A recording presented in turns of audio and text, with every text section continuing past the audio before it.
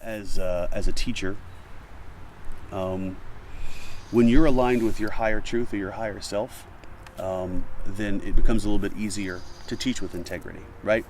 However, that path as a teacher, right, to becoming aligned with your higher self, following your bliss, whatever it is, that's a path to walk. And when you're a teacher with a calling, which is something I've learned here, recently, this is a phrase that's been given to me recently this week, recently in my life.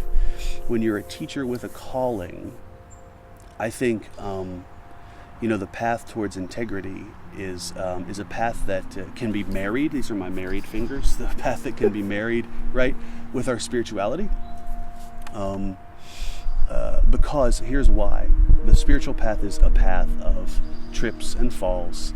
We fall and rise and fall again, right? One of my greatest teachers actually is John Wellwood.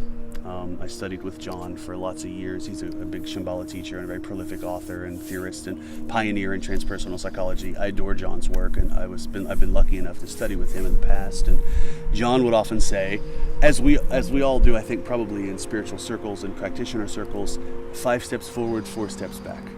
3 steps forward, 1 step back, right?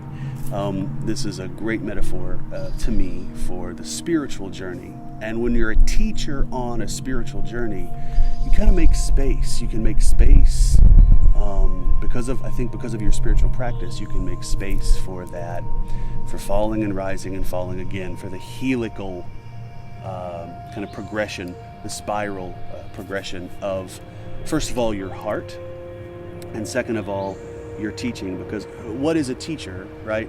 Other than someone who is sincerely and earnestly on the path of whatever it is that they're teaching. If you're an astronomy teacher, you're earnestly on the path of an astronomer. If you're a Buddhist teacher, you're earnestly on the path of a Buddhist. If you're a kindergarten teacher, you're earnestly on the path of teaching kindergartners, But to earnestly be on the path means making space for the path, yeah? And that is, I think that's where, I feel strongly that's where I find my sense of integrity.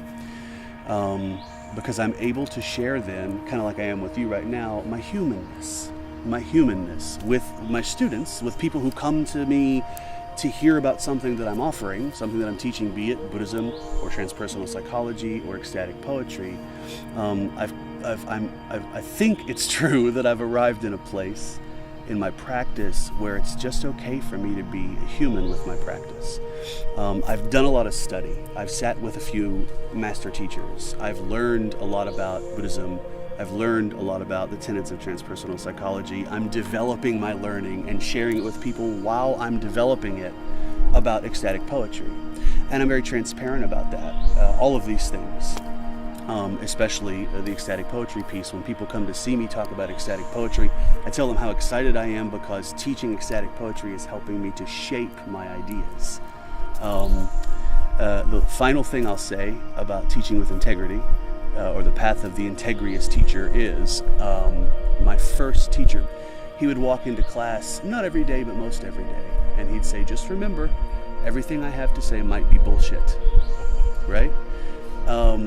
And I think that it was his very sweet and basic way of sharing with us what we say in Buddhism: if you meet the Buddha on the side of the road, kill him. Yeah?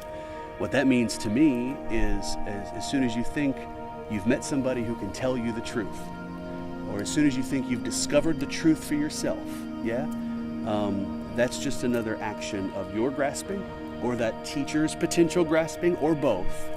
So let's just meet as humans in integrity, tell the truth about it, and share ideas.